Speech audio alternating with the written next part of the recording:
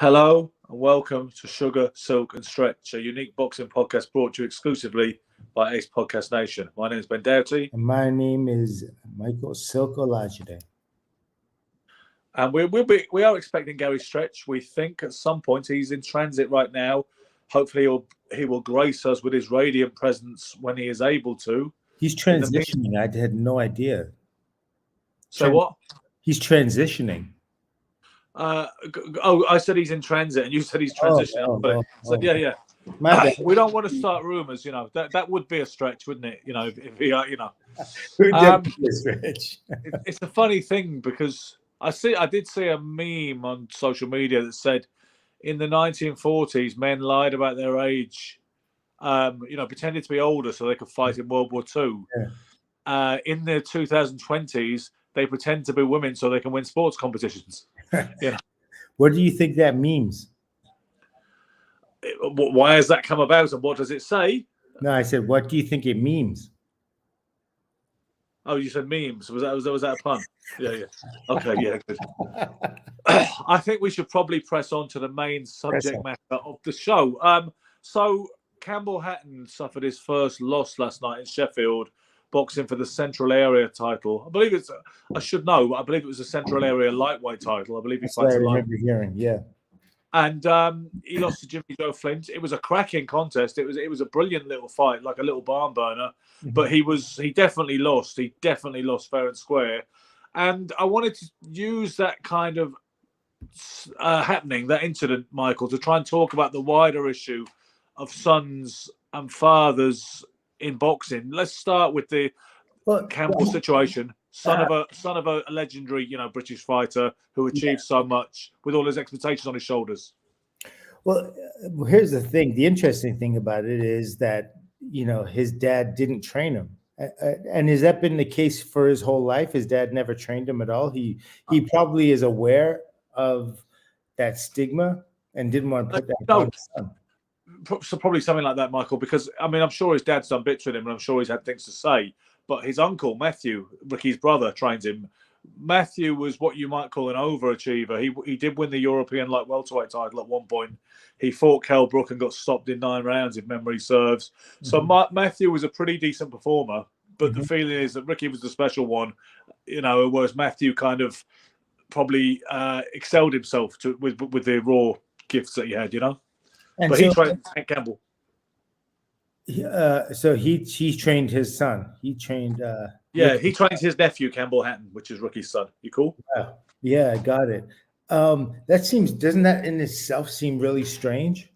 Like, why would the father not want to train his son if his son? I'll tell you what I'm aware of, right? Because you said about the stigma, and maybe there's other reasons why a father might not want to train his son. Okay, mm-hmm. I remember there was a good ex-pro called Steve McNess, who was a good amateur. He's exactly the same age as me because I remember him in the amateurs when I was coming up. I was coming up from the sticks, and he was always East London, and he came from the very famous Repton Club.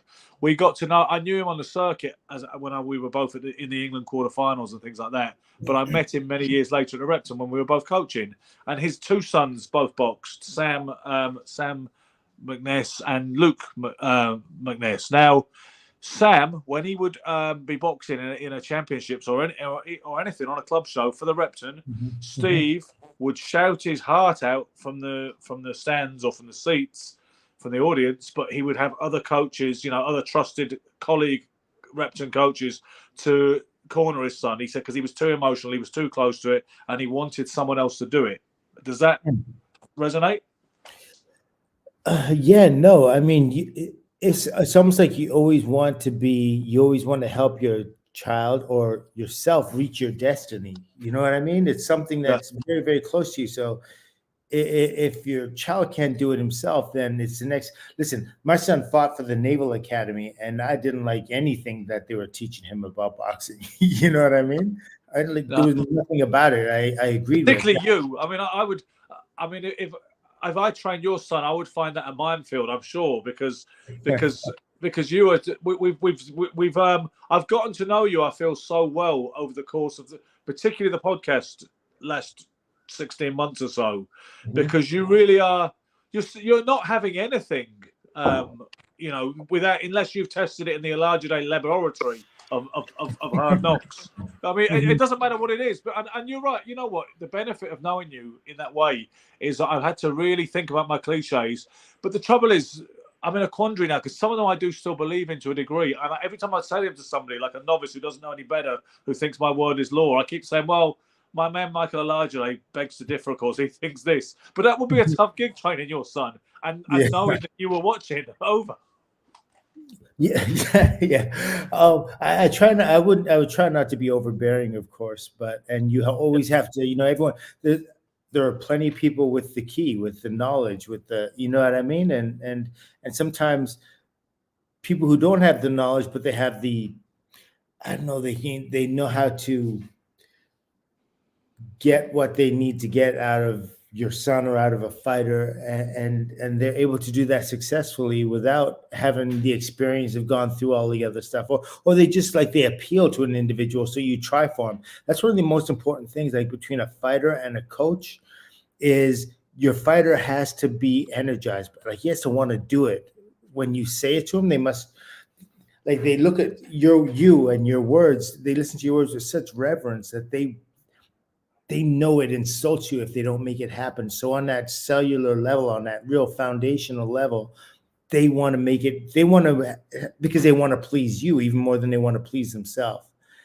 But you might still feel that even if the dad is not your trainer, right? Because didn't Oscar De La Hoya say the one time his dad gave him a hug and said, well done, or seemed to give him some outward expression of love, was when he lost to Felix Trinidad, and he was like, I thought one son. Mm-hmm. So he was trying to please his dad forever, Oscar De La Hoya. Yeah. But I think his father giving him what he gave him, I think it was just more or less tightening that hook or putting another hook in him psychologically to keep him always reaching for his dad. I don't think he was all of a sudden relenting and saying, "Oh yeah, I thought you did good, son." I just think it was probably another ploy to keep a power play on him, because Roy Jones and his dad. I mean, that didn't work out in the end, did it? Sometimes the pressure of the situation suffocates a son, and I think you probably have insights to give us on that. I tell you what, I think what fathers and sons, when they come together and they train together in order to reach a goal, win the world title, whatever it is.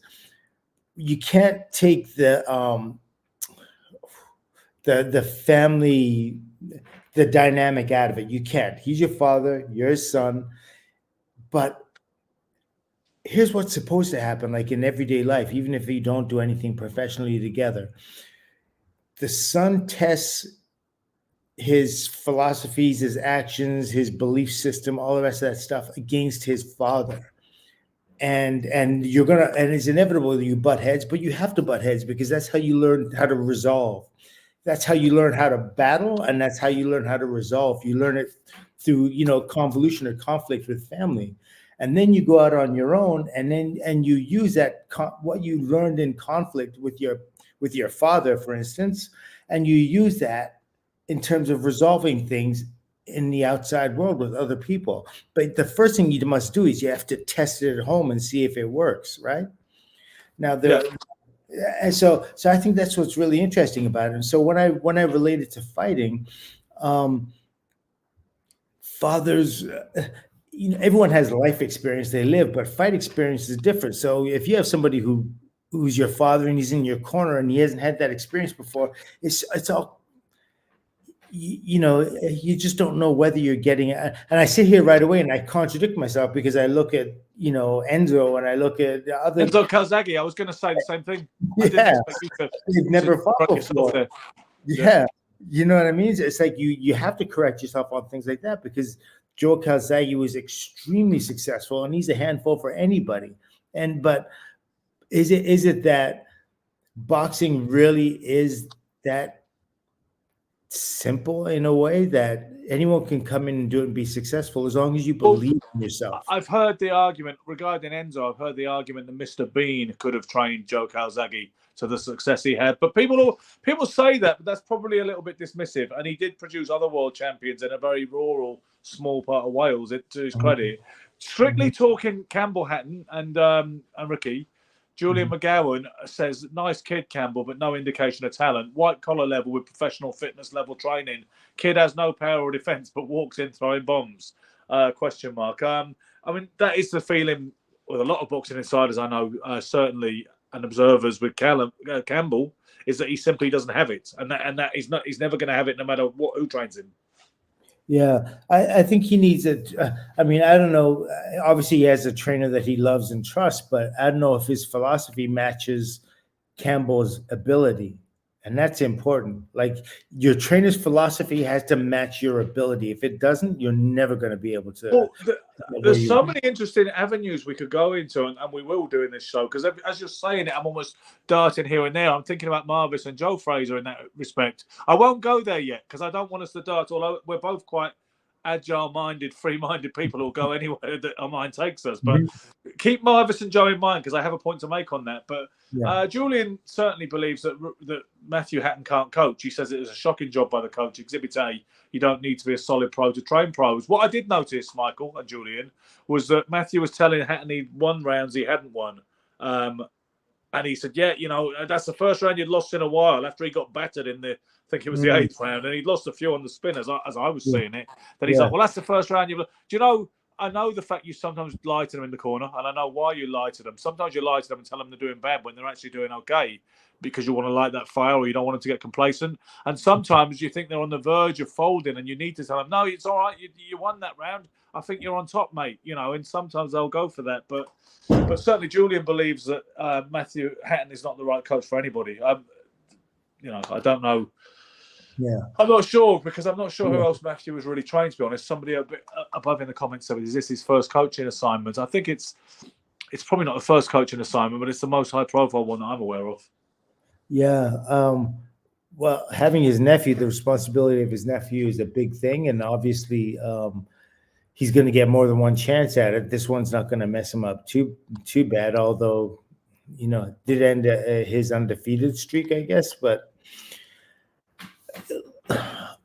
on the plus side, he showed a lot of balls, Michael, and he was. Yeah, never that's one thing I want to say. Yeah, but that's the thing, Ben. When you have someone that has that kind of heart and that kind of desire, like they're there to be molded, and you can mold them any way you want in order to get them to do the things. But you have to be able to see where he's short, like where is he deficient, and let's strengthen those deficiencies. And so the things that the one most glaring thing that I saw about him is that his punch, the patterns he chooses were so basic and raw. So yes, with his level of conditioning and his name and what he genetically has gotten from his father, he's going to beat a whole bunch of guys. But as you get higher up there, the air gets thinner. And as the air gets thinner at area level for him. That central area relates to things like Liverpool, Birmingham, that kind of area. That's a segment of the UK, Michael. That's where the air has gotten thin last night. Yeah. Yes. And so it gets thin, and ultimately you fight somebody that does something different, and you can't. You're doing things that are predictable. Every time you threw a left, the right hand came after it.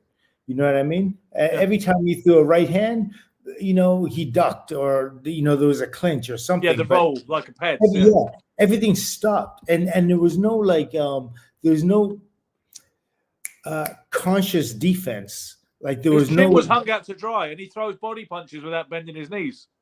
Yeah, and he was reaching for a lot of his shots, and some of them seemed to be like arm. I mean, there was just so many things. Like if you were a coach, what you do is you say, okay, listen, these are the attributes that you have. Basically, this is where we want to go on each one, and and each attribute you have to empower, you have to advance, you have to make better, and then the guy's going to be a complete professional. But you can't go in there and just let it kick, winner on heart. There's heart is that's one of the most. Heart is great, yeah, but it's not. It's like a one-way ticket to Palookaville. That's what heart is. If you're leading with heart, that's Palookaville right there, because you're only going to get hurt. A one-way ticket. Yeah, you never want to prove yourself to be tough. That's not the way, because you think you're fighting one guy, but no, you're actually fighting 50 guys. Like every time you go in there with somebody, that's potential brain damage. Just taking something away. I like this analogy I always like to make. It's like every time you have to go to war with somebody, there's less water in the well than when you originally went down. If you lower that bucket into the well and you pull it up and you keep pulling it up and you have to keep going down into the well, eventually there's no water left and there's no replenishment. If that's why I don't understand why you went so hammer and tongs with the likes of Iran Barclay. If I'd have been you, I'd have used my jab more. I'm just saying. Yeah. No, you know what? Okay. Yeah, I was going to say, I don't know if the jab was the answer in that fight. No, I don't know. That joke was based on the meme of the fat guy on the sofa eating pizza saying, if I was that guy, I'd use my jab more. And it's also based on the fact that it's also a little nod to the fact that you're not so sacred about the jab as some boxing people are. Yeah, that's all. I mean, I do think it's a rudder, and it's a very important. It is a very important punch. But if you have a great jab and you don't have anything else like surrounding it, backing it up, one day someone's going to shut your jab down, and guess what? You're not going to be able to come back with anything else either. So, well, there was certain fighters I think like Ken Buchanan and John Conte who are two of Britain's finest from a particular era, certainly, and they were possibly a bit over reliant on that left hand, because it was so drilled into them, such basic textbook, good old English, good old British stylings, So, I mean, you see Conte sometimes go for round after round without throwing a right hand and just jabbing and hooking away. Exactly. I think some of that had to do with injuries as well, but so regardless of Campbell, when I think of the trouble with being the son of a legend like that, is that I've never really known one who's been able to emerge or box his way out of the shadow of his paternal forebearer. And to be honest with you, I mean, you think of like Marvis Fraser and Joe Fraser, for instance. I mean, Conor Benn had a big buzz around him before the controversy and some recalculated perceptions thereafter. Was starting to look a lot more explosive, but you get guys like Tommy Hearns. He had a son who boxed. I believe his name was Ronald Hearns, right? Yeah. Aaron Pryor had a son who boxed, I believe. I think, and the list goes on. I think they were late to the game, though, right? They really didn't have the amateur pedigree that their fathers. Sure, because I think then some of these fathers don't encourage them into boxing. The guys who really hit the mountaintop, and they have to become adults before they actually fancy. They almost insist to be allowed to box, and eventually, Daddy says, "All right, but I don't know why I did this, so you didn't have to." Yeah. I think James Toney also has a son that boxes. And so I mean, and also Raymond Hales here has said, "What are your thoughts on Eubank Jr.? He's done well. He has." Because I think he's marketable, Raymond. I mean, I think he's very athletic and very, he's a strong guy. He's an athletic guy. I think as a boxer, he's somewhat average ultimately, but he's very marketable. He's been in exciting fights. He's got the minerals, he's a tough kid. I think he has enough talent and enough athleticism and the complete dedication and the marketability of the Eubank name that because he was a little bit marketable in his own right. He wasn't just his father's son. He had his own kind of thing going on of a bit of kind of churlish arrogance that some people found quite, ironically, quite attractive. So Eubank's done okay, but Eubank is really nothing special. He's never been a bona fide world champion. I'm not too sure he ever will be. People were talking about him fighting Terence Crawford recently. So, Eubank has done quite well, but he lost fair and square to Billy Joe Saunders in his first kind of world-class test. He was absolutely schooled by George Groves back in 2017, I believe it was. So Eubank Jr. has done okay, but certainly hasn't been what he was supposed to be, which was the second coming of the Eubank phenomenon. No. Well, he didn't. He seems to be a lot more like he has a still mind. Like he doesn't seem to have, like his father just seemed a lot more complex, like complex personality, complex. Yeah, he is. And because of that complexity, it's very hard to predict what a guy's going to do in the ring. That's what it's. I think you and Eubank Senior would get on pretty good. To talk about people who are outside the box and rather rare and different and contrary and stylish but in a very kind of left field kind of way. I mean, I think you might not get on at all. Of course, it might be a clash of egos. But when I think of when I think of these kind of cool eccentrics, I would say you and Eubank Senior should be cut from a similar cloth, at least. So. Yeah, it's always interesting. All of a sudden, like one of us, and it would probably be him. All of a sudden, because I'd be a contrarian, and then he'd all of a sudden adopt something very level and you know what I mean. You sort of cancel one another out that way. Yeah. By the way, I don't want to segue, but I will acknowledge Jonathan O'Halloran because he commented a bit earlier saying he loves this work we do and thank you so much for this podcast. So we're very grateful for that. But he also asked, do you remember Tommy Shields? Frank Warren signed him years ago in the 80s, I think. You know what, Jonathan? I do. And I have a minor fascination with Tommy Shields because he was this young, likely lad. And there was a few items about him on Thames News. And they even, Warren had to put a syndicate of sponsors together, including people like Nigel Dempster, you know, the politician and columnist, and all the rest of it. And then he just vanished. And a lot of people were always like, whatever happened to Tommy Shields? And there were rumours. I've heard rumours and scurrilous stories over the years about why Tommy Shields might have fallen out with Frank Warren or why his career went down the pan. And I am a little bit intrigued with Tommy Shields. And if I could get him to come on this show, that would be quite interesting, actually. So, yes, I do remember Tommy Shields.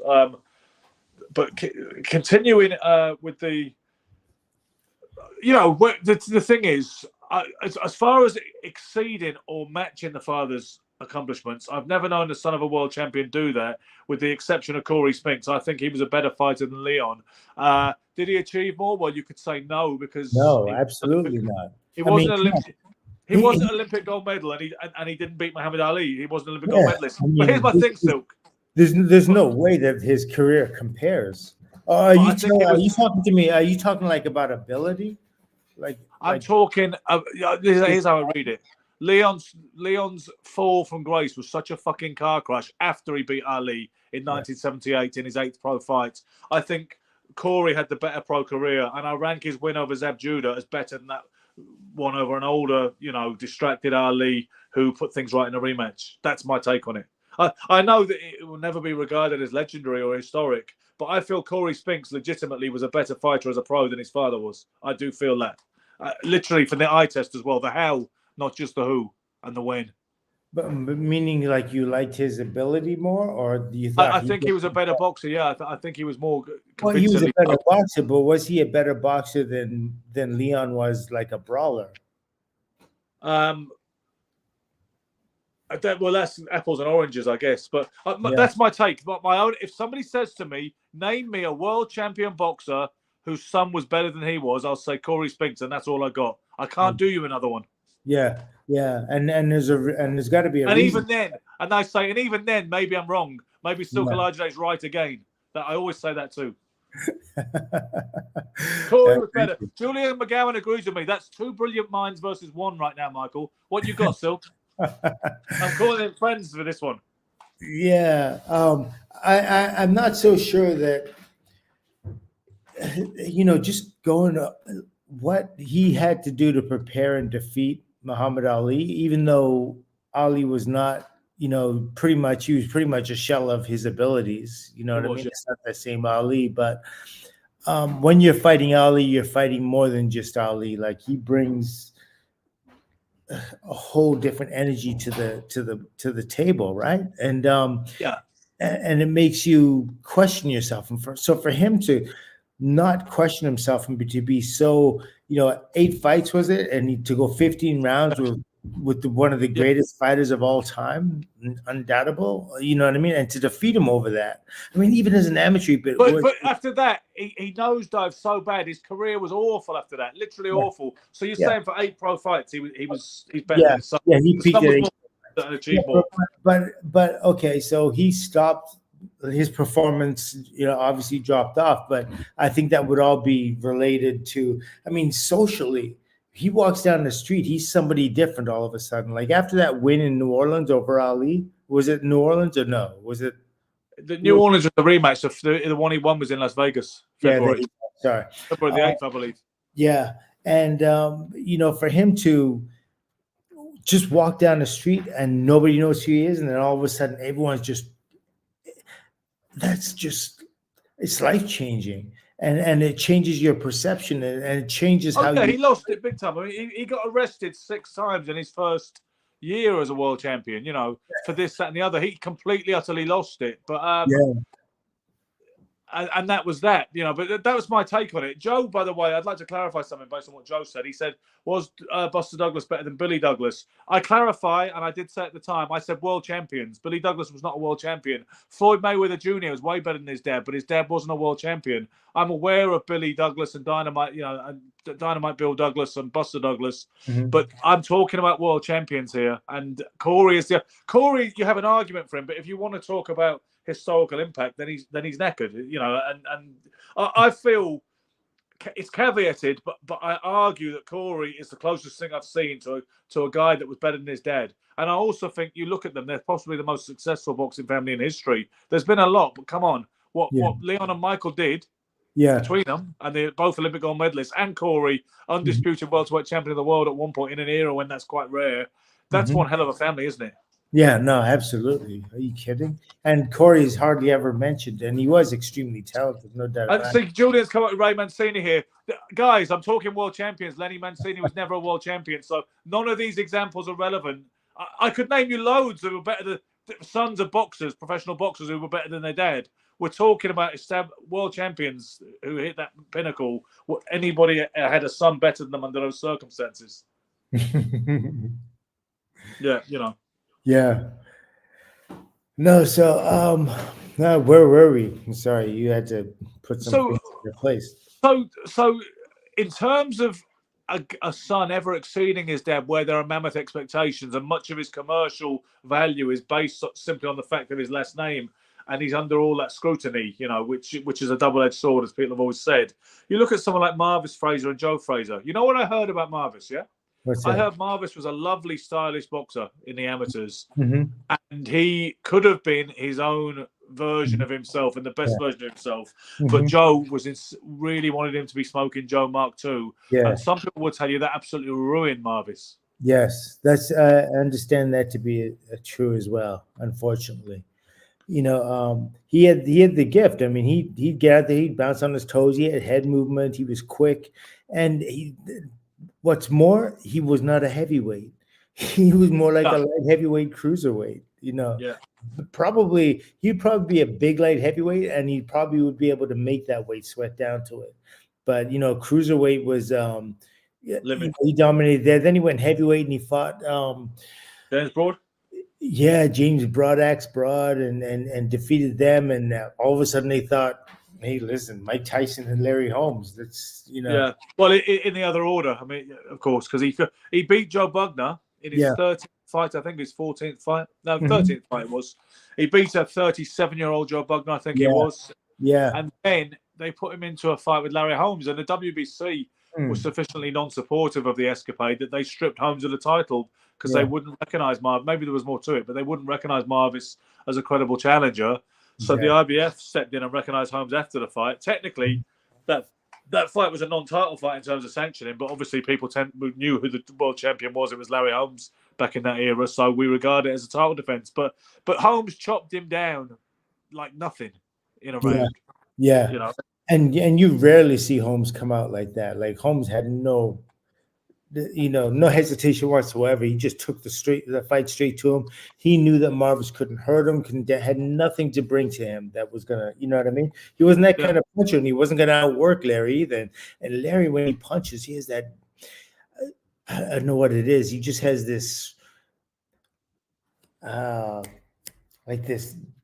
Something within him, all that frustration, all that anger. There's something when he punches, he punches with emotion. It's not just like he doesn't just punch and go through it. There's like he really wants to like. I love the way you talk about retired fighters in the present tense, because it's like they're immortal and they never die. Even if they're dead, you say the thing with him is he's like this and he does this, and I like that. I'm not taking the piss. I like it because it means forever. It doesn't mean it's not was. There's no past tense involved. These are always playing out in our minds, right? Yeah, absolutely. Like these guys are real. You know, I love that about them. So I'm thinking to myself, I'm looking at the fight, the Hatton fight, Hatton Jr. Sorry, I forgot his name. But Campbell. Yeah, Campbell Hatton. If he comes back, looking at that fight, right? I want you to look at the fight. If he comes back to the gym with you, how do you make him better? I think we look at that fight in particular because it's the first time he's done 10 rounds in a good competitive barnstormer of a fight, and we look at the problems, like you say, the predictability of the combinations. We talk about that. Talk about hanging his chin out and throwing body punches with arm punches and not bending his knees and making himself smaller and turning those shots in. Right. Mm-hmm. We talk about what was working against him. You know what the other guy was exploiting. You know, so you got to work on his defense. You have to work on his defense. His fitness is fantastic, so that's not broke. And you look at his combination punching, his ability to feint and set shots up, the whole technique of body punching, and look at, say, if you want to be your dad, let's look at your dad's fights and some of his vintage body shot KOs and how he set them up and how he delivered them. So yeah, defense and offense, and the shape, his stance. Like I say the way he holds pretty much you got to look at all of it. Do you not think? Yeah, no, absolutely. And the other kid, like, he was able to make an impression on Hatton, and what did he have, like 3 or 4 knockouts and 15 wins? What was his record? The guy had I think if Campbell had 14 fights coming in, the other kid had 15 fights. Yeah, 15 wins. Yeah, exactly. Yeah, and like 3 stoppages, right? Something like that.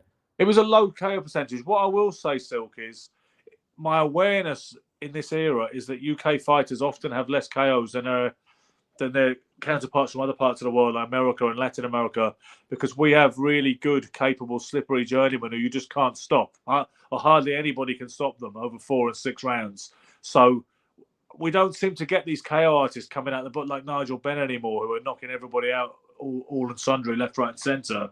A lot of these guys that fight journeymen these days end up going the distance with them in the UK. But he didn't seem like a puncher anyway. He didn't have a. No, he wasn't. He didn't have. And if he was, I don't suppose they'd have put Campbell in with him because they're not stupid, are they? Yeah. So, you know, to not be able to, like, that's one of the things. Like, I liken it to like being underwater and being able to open your eyes. Like, when punches are painful, when they're hard, you kind of like you close up and you lose a lot of senses. A lot of fighters do, not everyone, but the fighters that are inexperienced, they tend not to see punches anymore because they're bracing for the incoming. The fact that he wasn't able to, you know, this kid isn't a puncher, and he wasn't able to see through what he was coming at him with and counter and take the fight over. I mean, that's just one of the things you have to go through as a fighter. It's like, yeah, this is like, it's rain, but it's not hail hitting you. It's rain, and it's gonna melt. You have to walk through that. You have to fight through that, and you have to open your eyes, fight through it, see it, and win the fight in that way. So it kind of like threw me the fact that you know, you had the kid Hatton who was I guess a respectable puncher, and the other kid who was hardly a puncher at all, but he couldn't get past, like, something was causing him to hesitate. So I'm thinking, is there something wrong with his tolerance, maybe his level of tolerance, discomfort? If he's uncomfortable, maybe he's not going to give 100%. So there's psychological sides to this. He's getting touched more than he usually would get touched. No, his defense is awful, Michael. His defense is awful, and he always got hit loads. Everybody was saying he's a disaster waiting to happen because he'd be better off as a goalkeeper. Okay. You know, it wasn't like his defense was suddenly porous last night. Everybody said, to be honest, you looked at his debut. I'm not being spiteful or contrary, to use one of your favourite qualities, but his debut was honestly it was like white collar standard. I won't say sub white collar standard. It was white collar standard. It should not have been on television. I thought it was that awful, you know. And I said as much. I said that should not have been on TV. He's actually improved quite a lot since then, because that was truly woeful. Yeah. You know? Well, that was, look at it this way. Compare his attributes to his dad. Where do you think, do they have any common ground? Well, I don't know. I mean, he kind of looks like his dad when he was younger. Yeah. You know, he likes to throw body shots. Obviously, his dad had a great body attack. But no, I mean, there's none of the angles his dad had. His dad had a nice little jab as well, decent footwork. Ricky could get on his toes if he wanted to, even though he was an aggressive fighter. Ricky was good Ricky knew the dirty tricks on the inside as well. Campbell doesn't have any of that kind of savvy and instinct. I don't think. I just don't. I think it's skipped a generation. Yeah. Well, I think the fact that he grew up with his father. Am I right? He grew up with his father. Do you know what? I don't know if he did. I think he split up with the mother a good while ago. And his father stayed in his life or not? But he stayed in his life. Yeah. So what I'm really trying to say is like his father, when his father punched, he punched with like spitefulness. Yeah. And I didn't get that same kind of like lashing out. Well, he made noises. He was making noises constantly when he threw punches, right? Yeah. And that's another interesting concept. Like guys that tend to make noise tend not to be the hardest punchers. You're right. I remember funny enough, I won't say who it is, but there's a trainer I used to work with back at the gym in Canning Town. Mm-hmm. He's doing really well now, and you might have seen him in Saudi Arabia with a famous heavyweight who recently dealt with a famous MMA fighter. I mean, he's not the main trainer, but he's in the team, all right. And I'm chuffed for him. He's doing really well.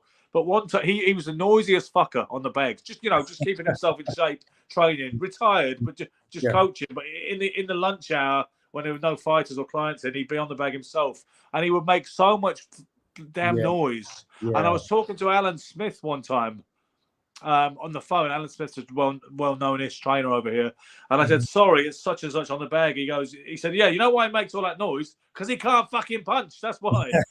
I'm not honestly saying the guy can't punch, and anybody knows what I'm talking about. Don't try and make a thing of this and get us at each other. But that was the concept. He said, "You're making all that noise because you can't Yeah. It's supposed to be some sort of intimidation, and I mean, I guess it's. I'd never really understood it. I think it. I can't see you doing that. That's for sure. Yeah. Fighters and their personalities and their natures. Yeah. No way can I see Silk Alajare making them noises when he's hitting the bag. Yeah. Did you ever do the other one where you're more like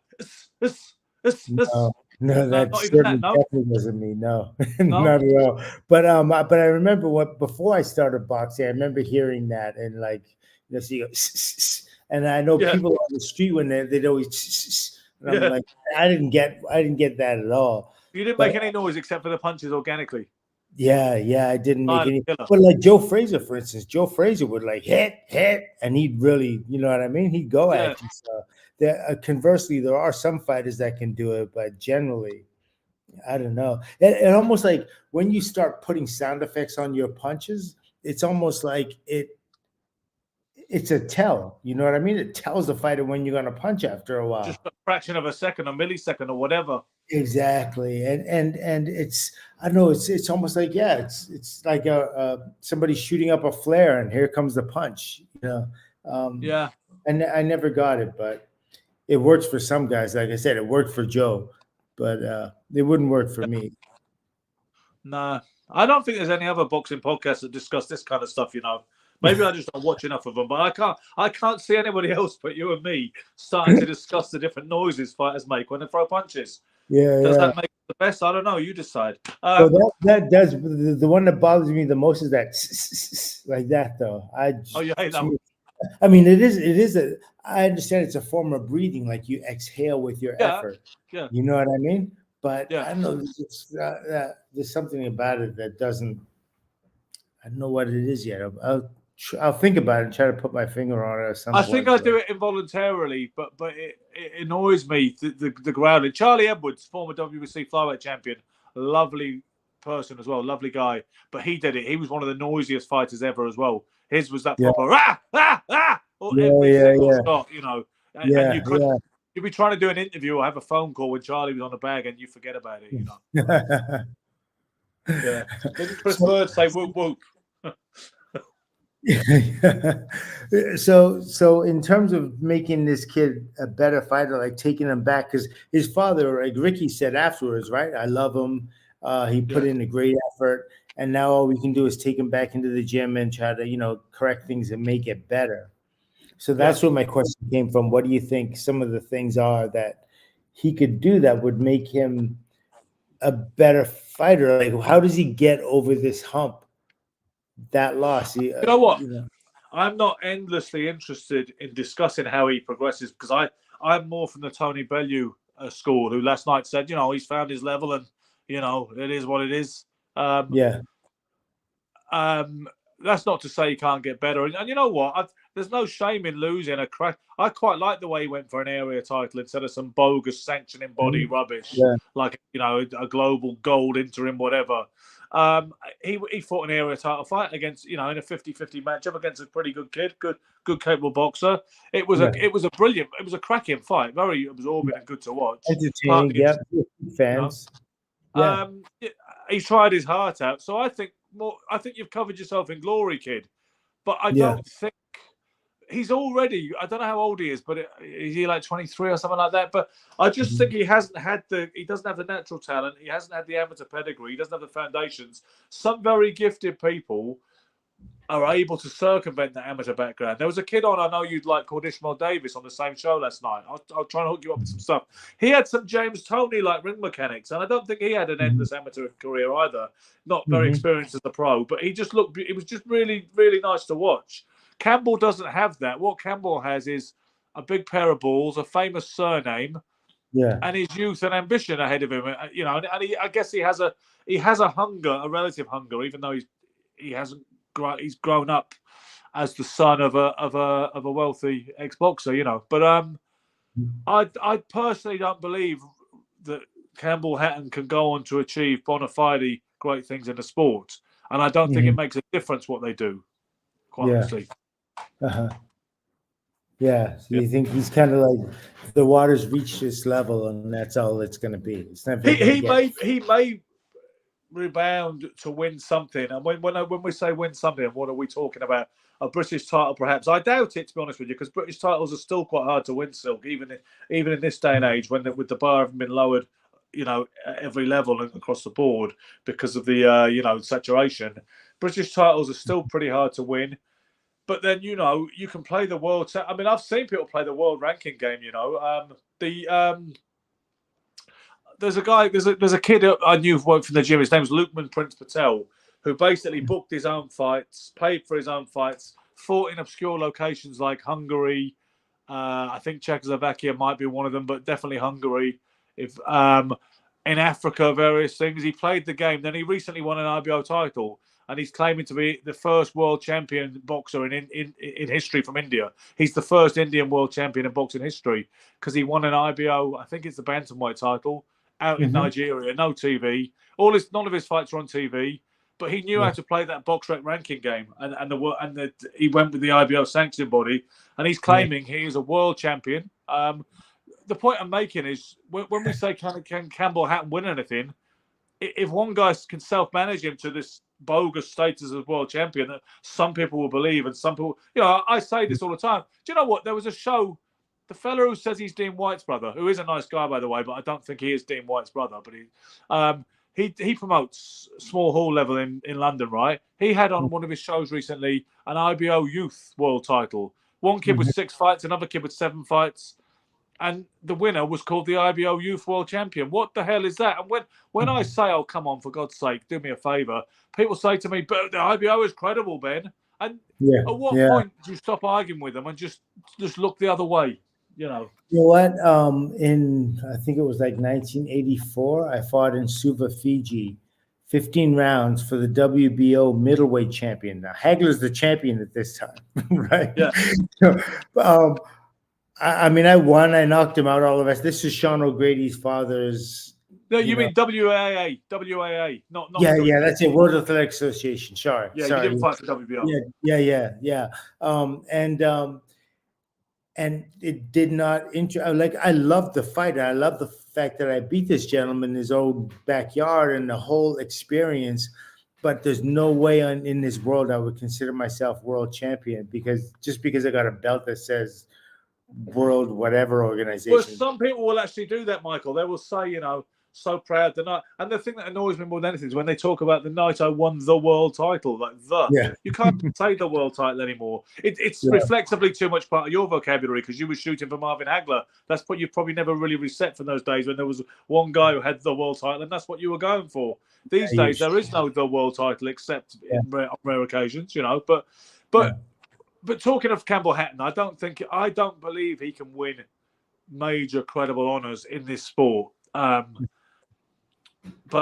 at the same time, you know what? It's if he's going to get exposed, or if some people believe he was exposed last night, it's not a bad way to get exposed, is it? It's an honourable way to get exposed if that is indeed it. Yeah.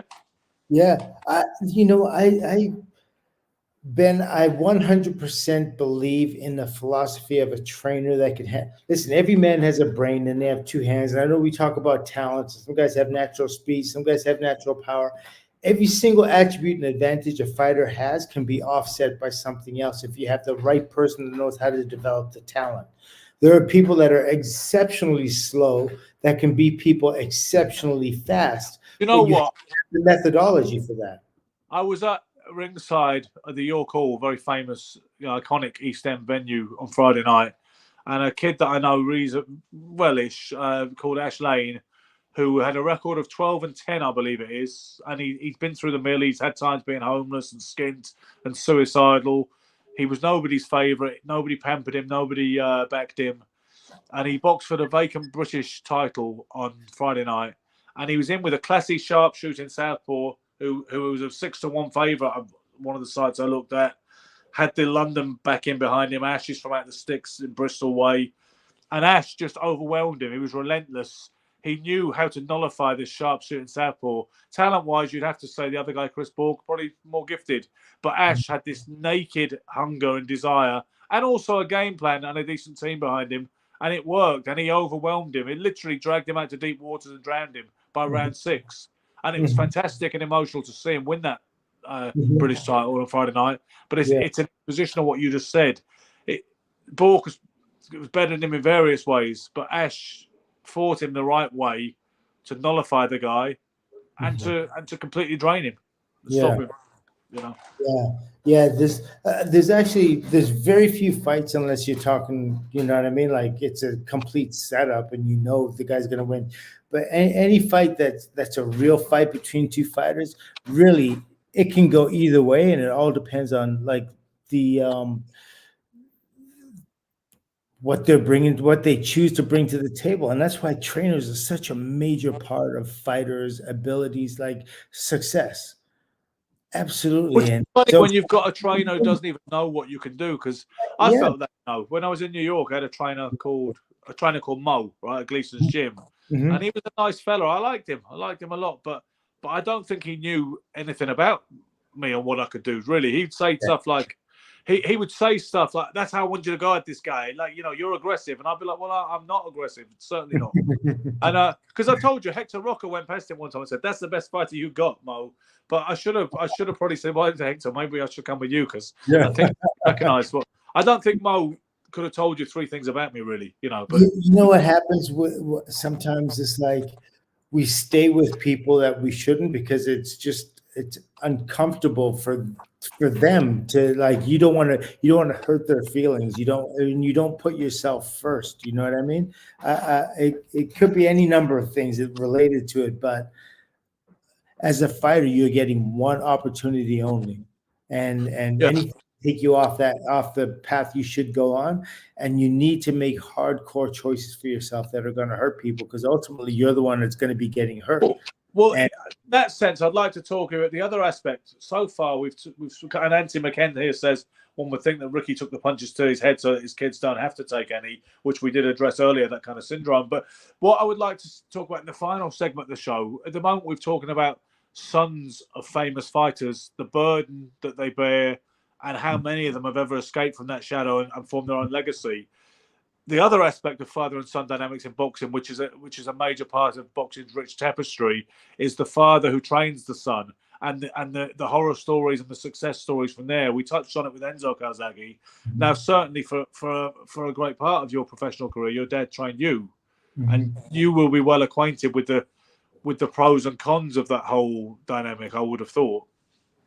I always feel like fathers and sons, and it comes from, some of my own experience, and I'm sure a lot of other sons who have fought with fathers know, is you feel like ultimately, first and foremost, love is there, but the father's ego is strongly attached to you, and ultimately you do feel used. Like it's just you feel used. You feel like you're a tool to prove your father's ability or virility by whether you win or lose a fight. His strength, his ego, all those things are strongly attached to you, and that's probably the most disappointing thing about the father-son relationship in fights, and how when you win, you owe your father, and when you lose, your damn fault. you still owe him. You still feel like you owe him, or you're dependent on him, or you should have done something for him that you weren't capable of doing. And so it's always keeping you on the hook. It's always keeping you. His glory or your fault. One or the other, yeah. One or the other is absolutely that. So it's, you know what I mean? It's like sometimes I remember thinking of fights. I cannot remember one constructive thing that was said to me in the corner. You know what I mean?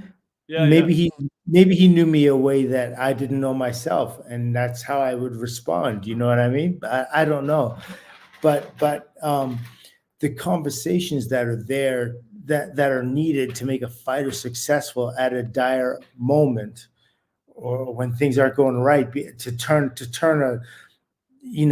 out of the storm and go back in another go in a different direction. That's a talent. That's an ability. That's a knowledge. And it's a knowledge you would think automatically that a father would have of their son, but it's not necessarily true. It's just not. And even from the nominal success stories, there is some collateral damage there, some serious collateral damage. Gregorio Benitez Sr., who had his 4 sons who were all professional boxers. They called him Goyo. He was most popularly known as Goyo, or Don Goyo. So he had all his sons going, into professional boxing, and he sort of, they didn't wind up in too much good health. Most of his sons, there was Gregorio Jr., there was Frankie Benitez, and there was Alfonso who got out. He was lucky; he got out without having to turn pro, but he boxed amateur. And then there was obviously Wilfred, who's not in a good way now. I know he's not the only prize fighter to wind up in a bad way. But he doesn't appear to have protected his sons, Goyo Benitez, and he seems to have been more about that he wanted them to achieve something that he didn't or couldn't or whatever. Same thing with Tony Ayala Sr. Similar thing there, where it seems like it was dysfunctional, the level of dedication that he expected his sons to have from the youngest age. Same thing with Benitez family. Well, I mean, the way I look at it is like, how do you sacrifice your sons? That's really what I look at it as. I mean, it's like as a father, you're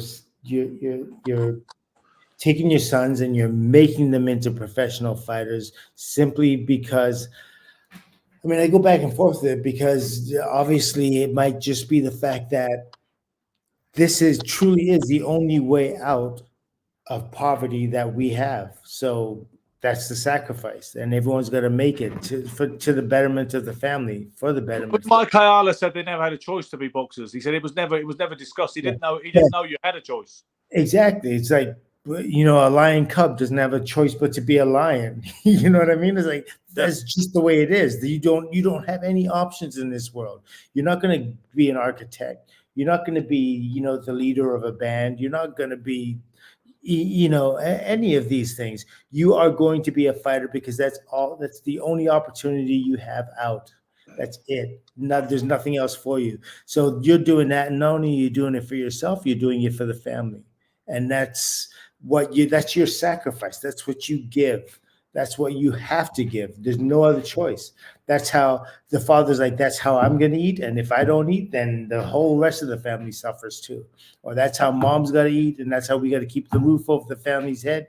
We have to sacrifice you. You have to go ahead and jump in that volcano, and it's unfair because at the same time, you're not getting the opportunity to, solicit the best help for you. You know what I mean? It's like because the father's ego is strongly attached to it. So it's like, you define the father's abilities and you define your family name.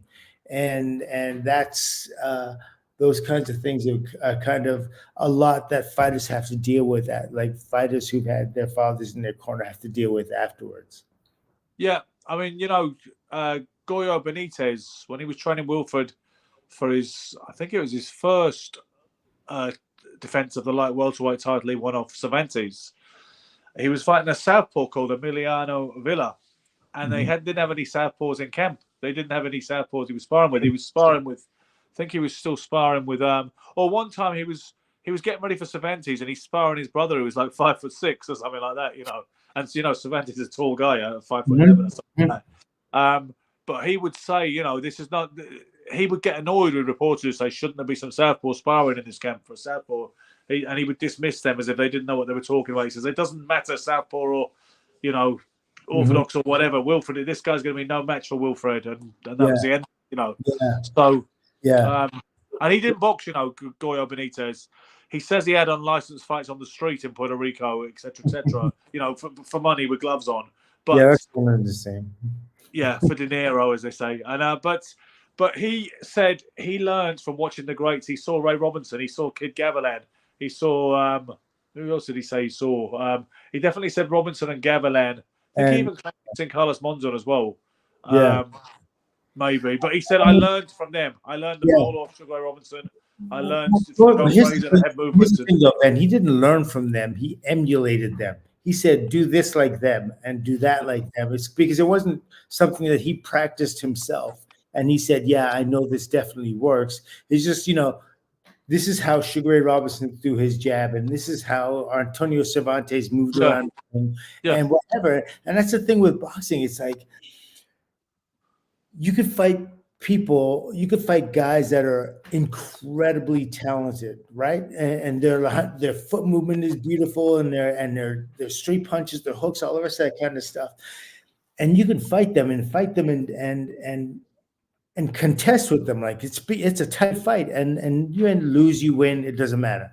You can come ahead and you can fight somebody else that doesn't nearly have the talent that they have and look just absolutely worse, terrible. And that's just because like what he does isn't so clean anymore. It's just a different story. You're seeing something absolutely different. You can't predict where the punch is coming from. You know what I mean? And those are the kinds of things that, fathers, only a trained eye is going to pick up.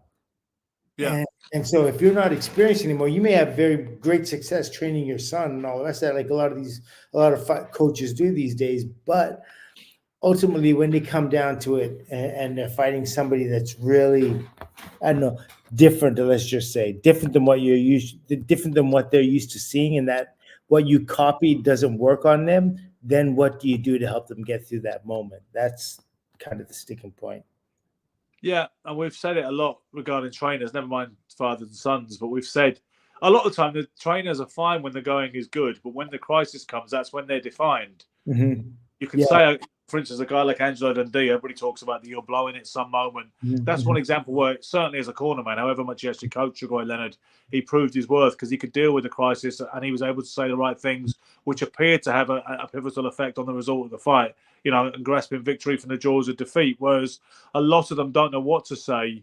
As I said, taking our kind of thumbnail for today's show, Matthew Hatton was telling Campbell Hatton he was winning, which he wasn't last night, So I think a lot of the time they're okay, these coaches and cornermen, until there's a problem. And then you have to know your fighter's temperament as well. And Sugar Ray's temperament, like he's one of the most, I'm sure, the most competitive people to ever walk the earth. And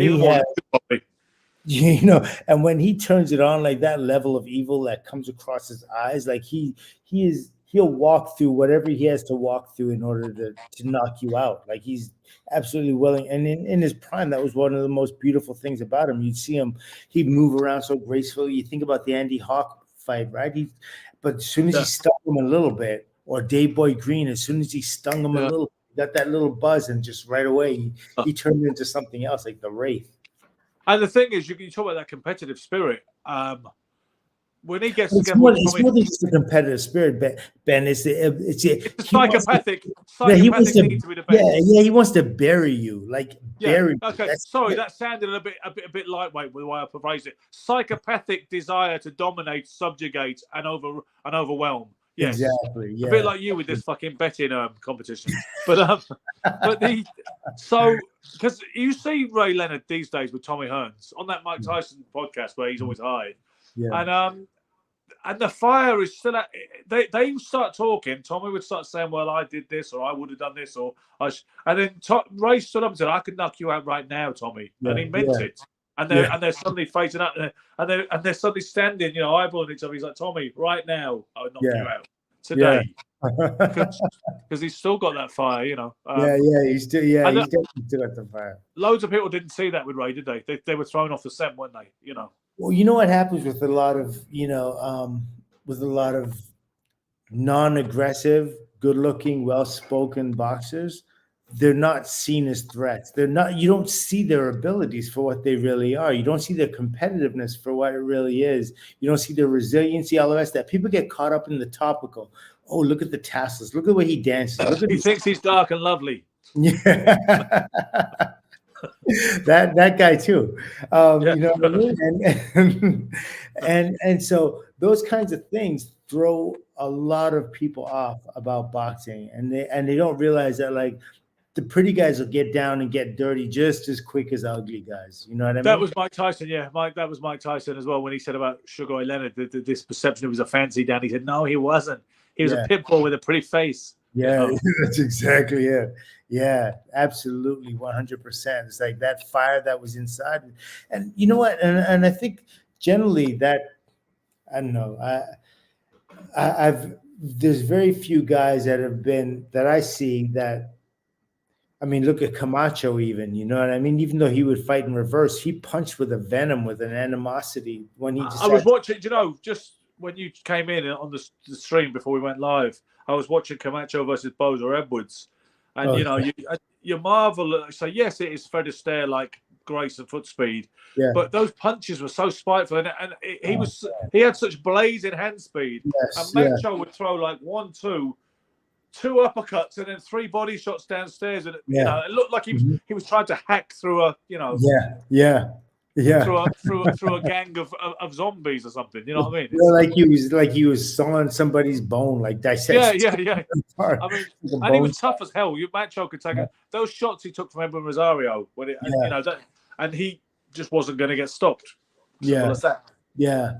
I remember his fight against Bazooka Limon. Yeah. And the way he just took him out. I mean, the power that was attacked. Nobody takes out Bazooka like that. You know what I mean? I was thinking, we should get Hector Jr. on this show. Oh, that would be lovely. You can ask him on mine. Yeah, he would join us. Absolutely. You can ask him, right? Yeah, I can ask him. Absolutely. So that's your next test. I'll ask Mike Weaver if you don't know him. I don't know Mike Weaver either, but I'm sure he knows me. I know the triplets. Well, we could get them on. But can you imagine? Me, you, Gary, 3 Weavers. Yeah, that would be... Julian's saying he saw you on YouTube earlier, by the way. Who's that, sir? He popped up on my YouTube earlier. Manny Pat coaching a gorgeous model. Oh, Adriana Lima. Yeah. That's when he came to my gym before his fight. Adriana loved... I took her to see Pacquiao fight one time, and she loved the way that guy fought. And, and of course, so that had to happen. So her manager, Chris, and Manny was in town, and all of a sudden he was at our gym, the Aerospace, and he was doing the mitts with Adriana, and we got this whole thing down. It was funny. It was a great time. Manny was, he was impressed with her, and she could punch, she could crack. Yeah, she had a left hook like Arguello, I'm telling you. Yeah, well, was that down to you? Sorry? Was that down to you? Well, I'll take credit if you're going to give it to me, but I think the body has this natural ability to throw punches. Some punches you have to work on, and some punches are just like naturally, they just come across easy. And the left hook for her, like, she could hit a dude on the chin, and that dude is going to drop. I'm telling you. Yeah. It's crazy. You just know how to lock up. Like there's a way in the system in which throwing a punch works, and if you just naturally get it, and you can lock that arm to the body, and you can get that core turning, and not only that, you don't punch to the object, you punch through the Through object, the object. and Yeah. that right there, I'll tell you, male, female, doesn't matter. She's like 135 pounds, 100 at 5'9", but she's 135. Like it's like she's hitting you with a 135-pound scythe. Like Arguello, he was 135 pounds. He threw a hook, right? Like the density of his muscle and the bone, and put speed behind it, and that's what power is. So it's no different. She was 135. He was 135. She was prettier. He was maybe skinny. Yeah. Well, Arguello was such a fine offensive fighter. You look at what. When you look at perfection, certainly offensively, in terms of the ability to execute punches and put them together, I think of Arguello and Joe Louis in particular in that regard. Yeah. Well, they're two very extremely similar fighters. They, even the way they weighted in towards their opponent, very minimal in terms of their, they're energy conscious fighters, but they were able to let their punches go like power punches, but can throw in combination and could throw any of the punches you'd ask them to. Uppercut, hook, overhand, body shots, go to head, go body, you know what I mean? Double, triple up on the jab. The one I thought the only weakness between that they both shared was they both left their head in the same place after they punched. Like they were here and they would punch here, and they'd always, no matter what, they'd always be at the end. So for complex fighters, like if you would say Arguello was going to fight Duran, you'd be like, oh, only because it would be a hell of a fight because both of them have great heart, and Arguello has one of the greatest hearts boxing's ever seen, and so is Joe Louis. But if you're leaving your head there and Duran's getting off to the side, he's over here and doing things, like, no. And that's the same with Joe Louis. And you say Joe Louis and Muhammad Ali, and it's like, well, Joe is there. Like, I've never thought Louis could win that fight. I've got a very high regard for Joe Louis. I've never had him win that fight. We've got a couple of questions for you here as we go towards the final stretch. First one is Julian saying random, but how would you have approached Hagler? Oof.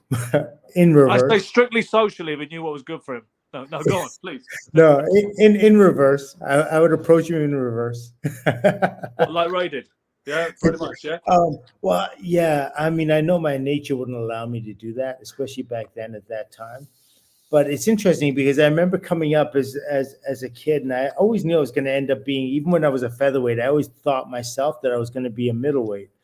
And my dad thought I was going to be a heavyweight. It was crazy. But I always thought I was going to be a middleweight, and Hagler had the title for so long. So everything I did, every single day I woke up, it was, I'm training to fight Marvin Hagler.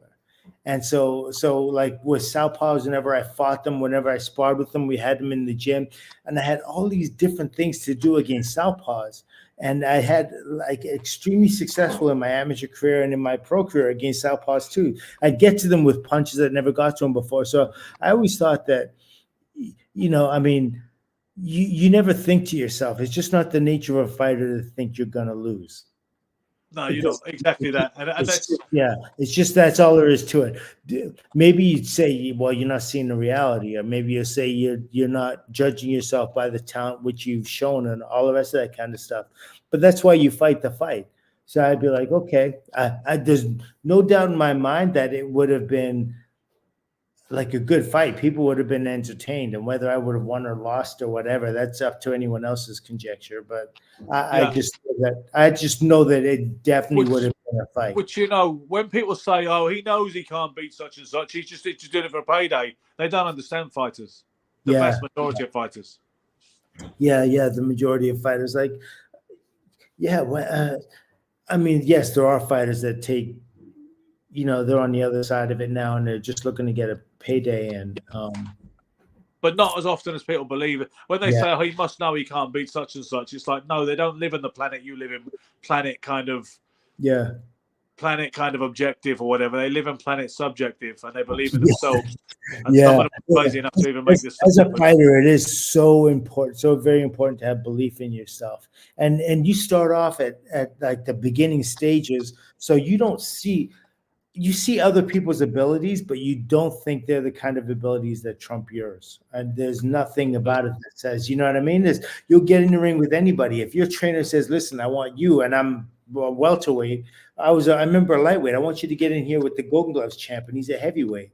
And I get in there and move with him. And it's like, that's all there is to it. Yeah. Even I thought that when I was boxing, even I thought the same thing. But people say, what about this guy or whatever? I'd be like, I could beat him. There's never anybody I thought I couldn't beat at some point. However, even if it was a little way off, never was. It's just the way you think, right? It's the way you think. If you any good at all, it's the way you have to think, because nothing is proven until a fight has happened. Like exactly. Absolutely, that's just the way it is. But like Jonathan's question, have I ever sparred with Manny Pacquiao? No, absolutely not. By the time I came around, like Pacquiao came around, I think I was out of the game by then, like 1990 my last fight. Yeah, so that I didn't think that one could have possibly happened, but you never know. Sometimes people jump in with people when they're a long time after their career, maybe. But I didn't expect there was going to be an affirmative answer. But yeah, thanks, Julian. I see this statement here. Yeah, I think I probably would have. And Sugar Ray was saying the same thing. I remember when I was coming up and I'd fought Dangerous Don Lee, and everyone was talking about the potential of a Hagler fight, and I fought Troy Durrell, and I was the #1 contender for the middleweight title. And Hagler and I had just started, from what I understand, the Garden and Hagler's people, which is Bob Arum, had started talking about me fighting him for the middleweight title. I was next in line. I was the #1 IBF middleweight contender. I was rated 3 and 4 WBA, WBC, something like that. And just when all that was looking good, Sugar Ray comes out of retirement and he goes, "Yeah, I'm gonna get fight." to the back of the queue. Oh my God, yeah. And of course that fight's gonna be made, because it's but that was, to me, that was it. To every fighter, that's it. It's like the biggest tragedy for me is if you'd had that fight and somehow won it, you could have put in that bit underneath. Former undisputed world middleweight champion. Not at least I'm not less. That's what I like to see. Yeah, I have to. You'd have had something to write there. Not Hagler. You'd have had something good to write there, and you wouldn't have to keep coming up with this one-upmanship every week. But at least I'm not last. Yeah. Yeah. I got to hang on to there's the lower branch, the lower rungs of the branch. I know. You take what's given you sometimes. You do with what you got, right? You do the best with what you got. Well, that's what you've done, and you've even turned semi-blindness into an absolutely ultra cool image. Yeah, I mean, seriously, I've said that before, but that's I think that's a very typical thing about your nature and personality. Is you'll take an adversity like that and you'll think, how can I make me an even cooler motherfucker than I was before it happened? No, there you go. And that's kind of like what fighters have to do in a fight. Like you take adversity and you have to turn it around. And you are still applying those principles in retirement, whichever gets on. Yes, perfect. You know what it is like. I remember how when I fought, like I'd been rocked before, but if I get rocked, that's when I'm most dangerous. Yeah. You know what I mean? And I think that's one of the I think that's one of the attributes that all fighters need to have. And that's the thing. Now I know you better. I understand that fire and that steel a lot more than I did in the early days of knowing you, particularly when you know someone less well. One tends to be more polite and more kind of default positive. So I understand now that you do have a sort of steel in you, which I didn't. You could have because of your charm and fundamental niceness. You could be seen as inoffensive of nature, which you're absolutely not. You are much more like, don't fuck with that guy. You know what I mean? I understand that now. But it's not something you get on first visit. You know what I mean? No. Yeah, over a while, and so that's why when people are going to fight me, they're always like, "Oh yeah, right, okay." You know what I mean? I got that in there. And it's sort of like it was a benefit to me because they didn't know like they didn't know I could punch. Like I had over a 70% KO percentage, and and even the guys that I lost to, a lot of them I dropped. You know what I mean? Like, but that's the thing. When we had Donnie on last time, and I said but come on, because you were talking about being a big puncher, both of you, in the same the same pace. And I said, well, you weren't the puncher that Donnie was, were you? And you said, well, I wasn't perceived to be. You said, but that was based on a lot of. Yeah. when you come out with a nickname like Silk and you're wearing a certain, Yeah. you look a certain way and everything. And the Michael Jackson comparison was unshakable back then. Yeah, exactly. And so the first thing they're going to do, they're not going to look at you and say, Rocky Marciano and George Foreman and Joe Frazier. That's the first thing they're not going to say. They're going to go with other, and it's something easier for people to digest. That's what's important. Like, what is going to connect his personality to that personality out there? And so we're not going to talk about the fact that he's a puncher or anything like that. We're going to say he's Silk, and we're going to play Sade for him when he goes to the yeah, smooth operator. You know what I mean? That kind of stuff. So you get it kind of different. There we have it. But okay, well, I'm guessing it's gotten to that time of night or afternoon over there in the Big Apple. Let's come back on Friday. We didn't get Gary this week because he's obviously still in transit, still transitioning, as you said earlier. But we'll be back. There's not a massive load of action coming up. We're in terms of huge fights. We're kind of waiting for. Well, you've got Tim Tszyu versus Sebastian Fundora on the 30th, so we do have that next week. Okay, that's a good fight. Yeah, and then we're waiting for the Garcia Devin Haney thing, which we've spoken about in other ways on the show already. So let me ask you quickly, who are you favoring at this point between Tszyu and Fundora? Tszyu, for sure. Mm-hmm. Yeah, definitely. I think they're more consistent. I mean, Fundora has been KO'd once, right, when he made that mistake. What was it? Was it a left uppercut? Didn't you say that was a uppercut? Yeah. And you were saying that was the shot he was obviously begging for. Being, no, I'm going with Tszyu. I need to make up these points, as you know, because I'm playing a long game. I deliberately flunked a few just to create an interest. No, you can't use that. That's my excuse. I use that one. It is your excuse. You patented it. That's copyright Silk, the system. But, all right. So, but we'll be back. Thank you for watching, guys. Please spread the word. Share, like, subscribe, help us grow. I'm out there doing content in the field, as you will see. Interview with Ash Lane recently, the exclusive, where he said he was going to knock out Chris Bork at the weigh-in. He said he would. He did. I'm claiming that one as a scoop. In the meantime, guys, thank you for joining us. And we're going to try to get Sugar Ray Seals as well. We're going to try and get Sugar Ray Seals. Yeah, for sure. And Hector Camacho Jr. Hector Camacho Jr. We'll get him. And I'm going to chase up my lot like Billy Joe Saunders. Stick with us. Here's the thing, right? We have a product, even if it's only me and Michael or me and Gary or Gary and Michael. We don't need guests to make the show, but we will continue to invite some of the premier guests for your delectation. Regardless, in the meantime, be lucky, keep punching. We'll see you next Friday, same time.